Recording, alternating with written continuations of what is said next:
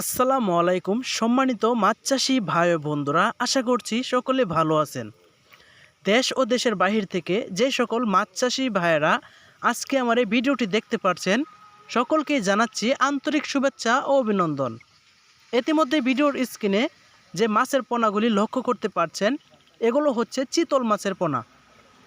আমাদের দেশে অনেক মৎস্য খামারি ভাইয়েরা আছেন যারা পুকুরে মাছ চাষ করতে আগ্রহী এবং কি যে কোনো ধরনের জমে থাকা পরিত্যক্ত জমিতে পানি জমে থাকা এবং কি জলাশয়ে বা ডুবা নালায় মাছ চাষ করতে আগ্রহী এবং কি মাছের পোনা খুঁজতেছেন, কোনোভাবে সঠিক দামে এবং কি সঠিক বিশ্বস্ত মানসম্মত হ্যাচারি থেকে পোনা পাচ্ছেন না, তাই তাদের জন্য আজকের এই ভিডিও। আপনারা যারা সঠিক মানসম্মত পোনা এবং কি হ্যাচারি থেকে পোনা খুঁজতেছেন, এ ধরনের মাধ্যম থেকে যে সকল মাছ চাষি ভাইয়েরা পোনা খুঁজতেছেন, তারা অতি শীঘ্রই আমাদের সাথে যোগাযোগ করতে পারেন। আমরা বাংলাদেশের যে কোনো অঞ্চলে পোনা বিক্রয় করে থাকি। এছাড়াও আপনি চাইলে সরাসরি আমাদের মাধ্যম থেকে পোনা নিতে পারবেন। চিতল মাছের পাশাপাশি আমাদের এখানে সকল প্রকার ক্যাটফিশ ও মাংসাশী যে কোনো ধরনের রাক্ষসী প্রজাতির মাছ পাওয়া যায়। যেরকম চিতল মাছ কিন্তু এক ধরনের রাক্ষসী প্রজাতির মাছ, কারণ এই মাছ যে কোনো ধরনের খাদ্য খেয়ে থাকে।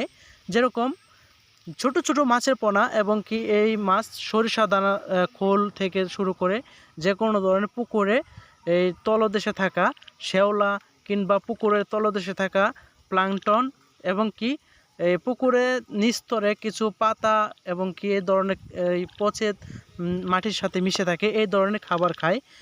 এর প্রধান খাদ্যই হচ্ছে ছোট ছোট মাছের পোনা। তো চিতল মাছ, বোয়াল মাছ, আইর মাছ, শোল মাছ এবং কি মাগুর মাছ, এই ধরনের মাছ যারা খুঁজতেছেন তারা অবশ্যই আমাদের সাথে যোগাযোগ করতে পারেন। চিতল মাছ কিন্তু বাজারে ব্যাপক চাহিদাসম্মত একটি মাছ, আর এই মাছ অনেক দামি মাছ।